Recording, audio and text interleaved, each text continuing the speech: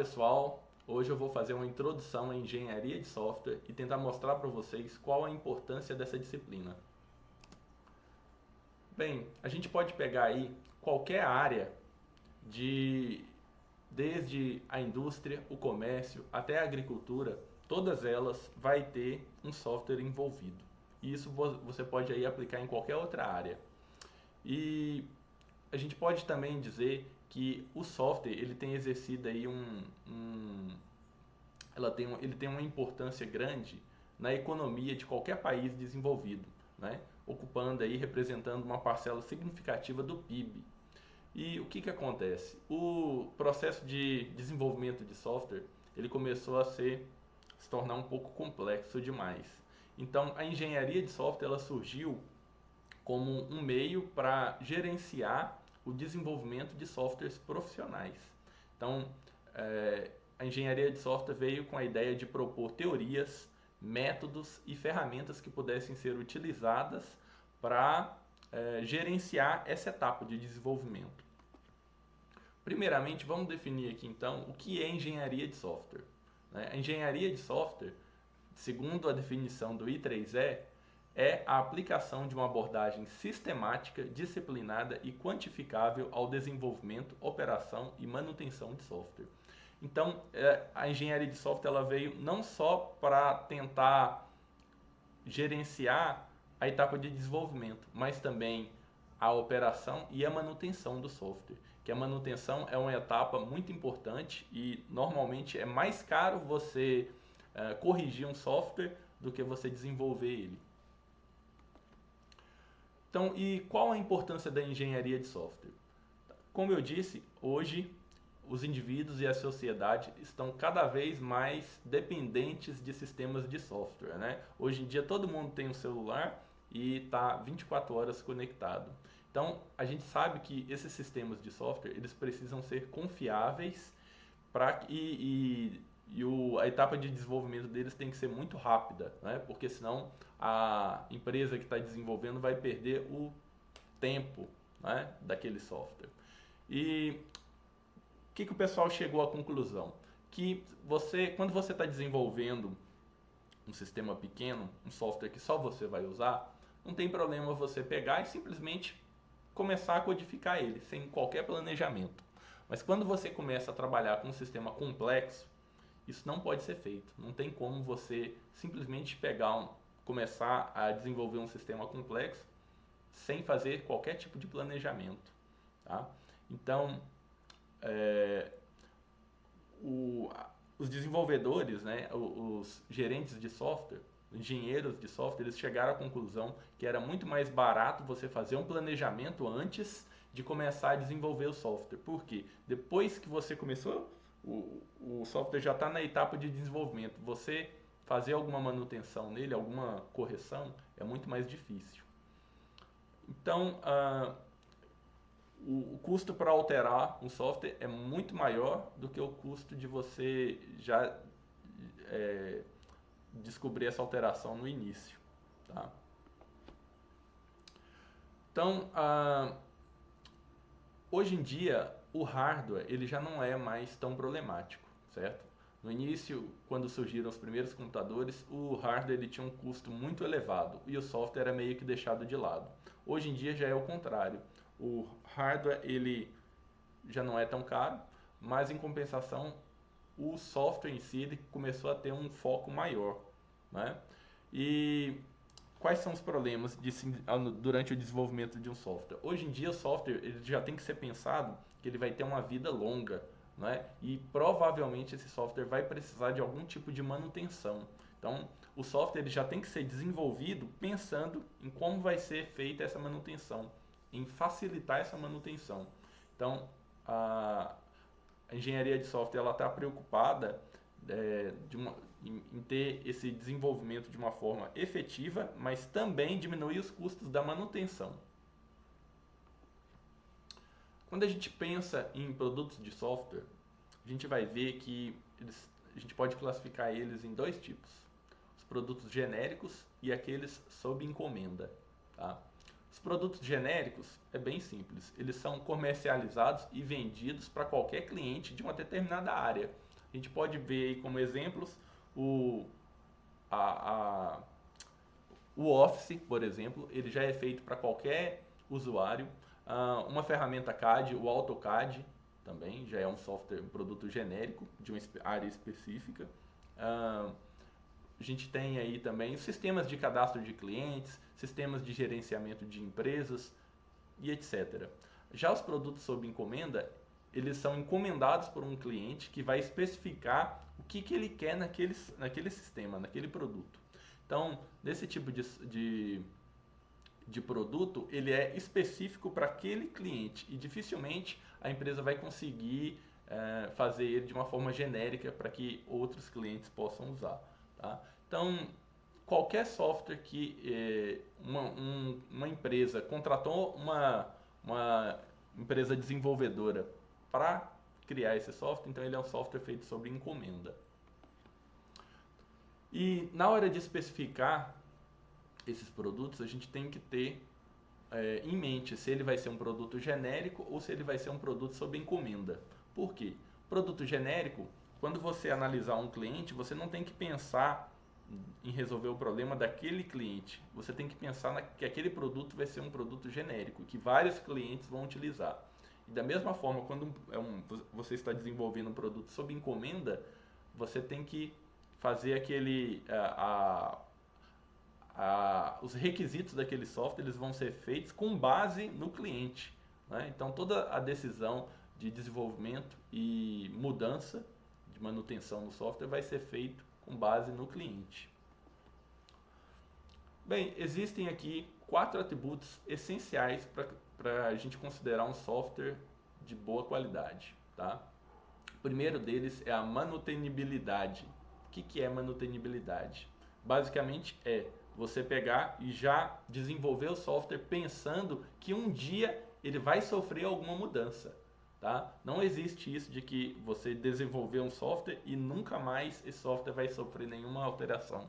Tá? Na prática, o processo muda, as leis mudam, o software fica defasado, o público-alvo perde o interesse às vezes, então esse software tem que passar por manutenção. Então a manutenibilidade é a facilidade com que esse software vai poder sofrer alguma correção. Tá? Confiança e proteção.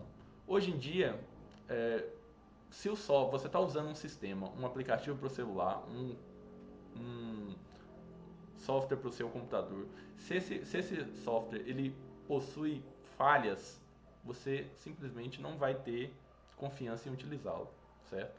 Então esse software tem que ter confiança de que ele vai estar funcionando de forma correta e proteção. Hoje em dia, qual que é a grande importância aqui? Quando a gente fala em proteção dos dados, né? Os softwares estão disponíveis via web e frequentemente a gente descobre aí algum sistema famoso que foi descoberta alguma falha de proteção dos dados e os dados dos clientes são divulgados e isso gera um transtorno enorme, certo? Próximo atributo aqui é a eficiência. O que seria a eficiência? É a gente tentar aproveitar da melhor forma possível os recursos disponíveis. No caso do software, os recursos de hardware.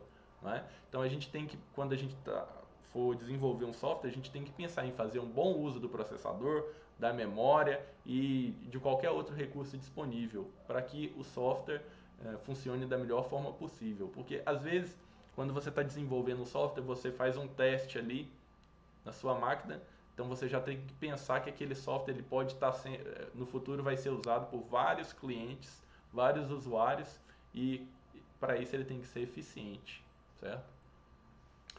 O último atributo é a aceitabilidade. O que seria aceitabilidade? É fazer quando você desenvolver um software, você pensar que aquele software ele tem que ser aceito por todo tipo de cliente, ele tem que ser fácil de usar. Não adianta você fazer um software e querer que ele seja ele tenha usabilidade apenas para usuários avançados, certo? Então, quando você for desenvolver um software, você tem que pensar em todo tipo de usuário que vai ter acesso àquele software, para que ele seja fácil para qualquer usuário. Bem, existem aqui algumas atividades do processo de desenvolvimento de software, certo? A primeira delas é a fase de especificação do software. O que é essa fase? É onde vai ter aí algumas reuniões com os clientes e os engenheiros que vão desenvolver o software para definir o que aquele software vai fazer e definir quais vão ser as funcionalidades que vão estar disponíveis, como vão ser os recursos, como que aquele software vai funcionar, se vai funcionar na nuvem ou numa máquina local, tá? Tudo isso tem que ser definido na parte de especificação do software. Em seguida, ao terminar essa fase de especificação, a gente vai passar para a fase de desenvolvimento, que é basicamente você projetar e programar o software em alguma linguagem qualquer que foi definida junto com o cliente, certo? Ao término do desenvolvimento, o que vai acontecer? Você vai ter a fase de validação. O que é a fase de validação? É você chegar, sentar com seu cliente, apresentar o software para ele e ele vai validar o software, ou seja, ele vai concordar que aquele software atende os requisitos que foram propostos lá na primeira etapa, certo? E por fim, conforme o cliente vai usando esse software vai precisar de alguma evolução, tá? Que é ele ser modificado para atender alguma mudança de requisitos do cliente ou do mercado, certo? Essas são as 4 atividades genéricas do processo de desenvolvimento de software.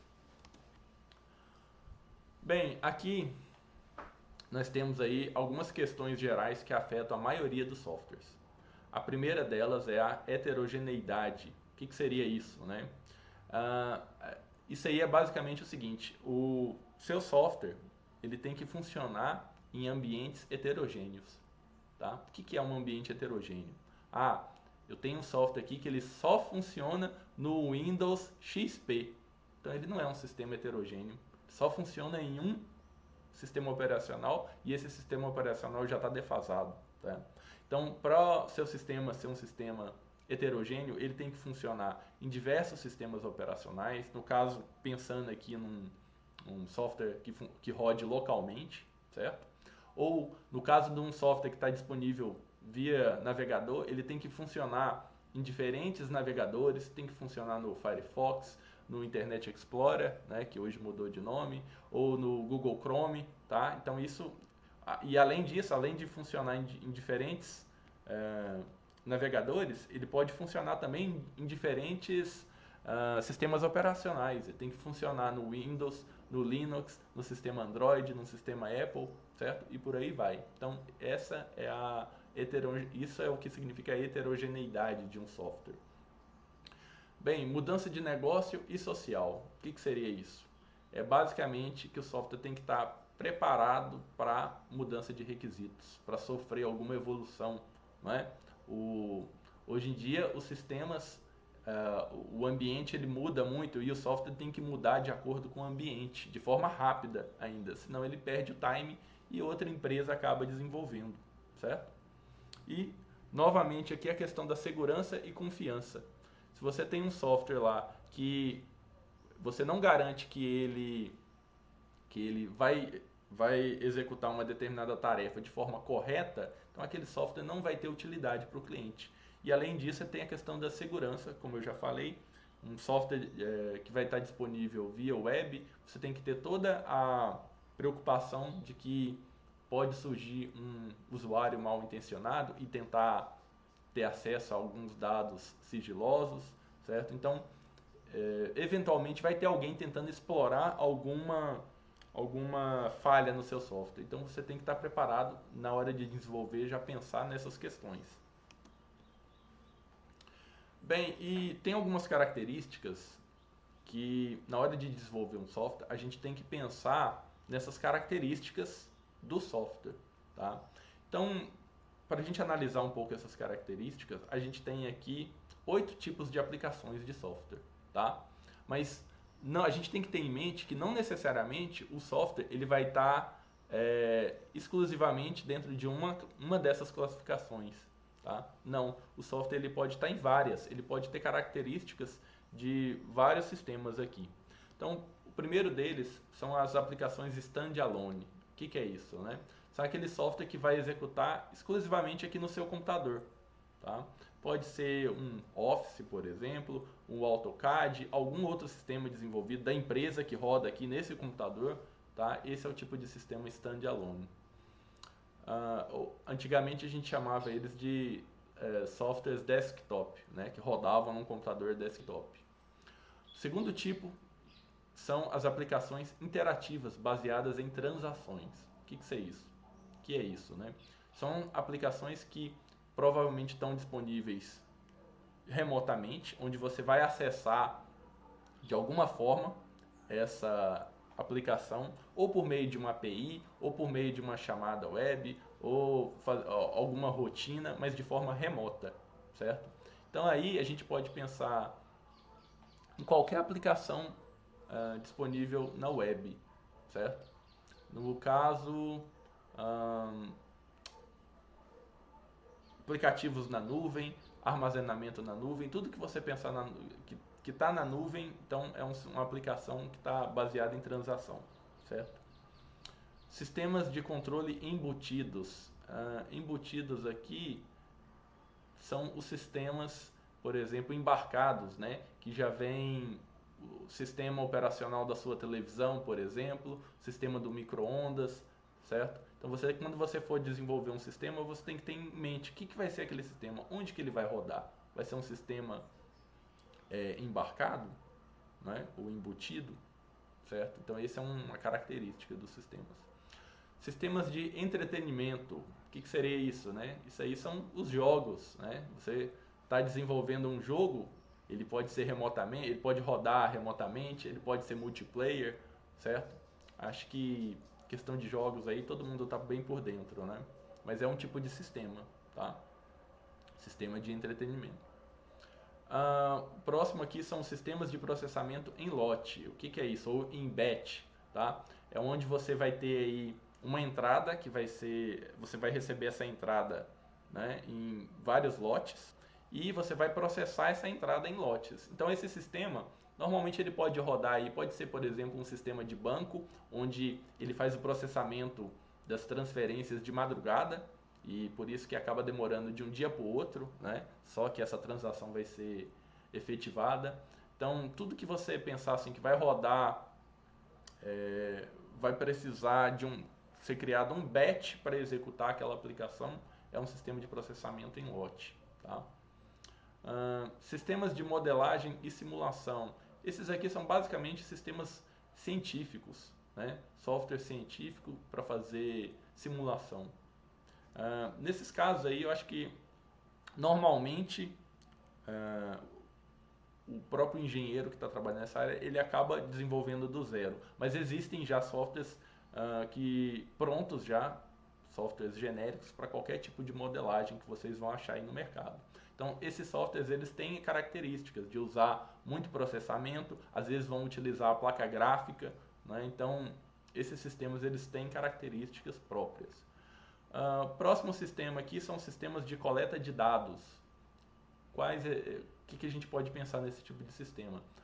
Na área agrícola, por exemplo, você tem lá, pode ter vários sensores espalhados numa plantação e esses sensores vão coletar informações do clima, do tempo, de como está a produção, alguma característica do solo, certo?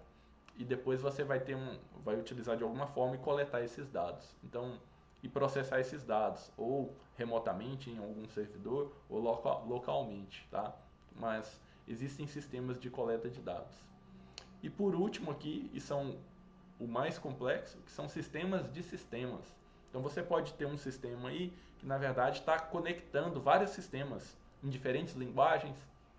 Então, na hora de fazer esse desenvolvimento, você tem que ter em mente se esse sistema ele vai ter que se comunicar com outros sistemas, certo? E por fim, finalizo aqui a parte da introdução em engenharia de software e espero que eu tenha sido compreendido, né, nessa primeira fase. Esses slides aqui são baseados no capítulo 1 do livro do Somerville, certo? E eu recomendo fortemente a leitura. Até a próxima, então.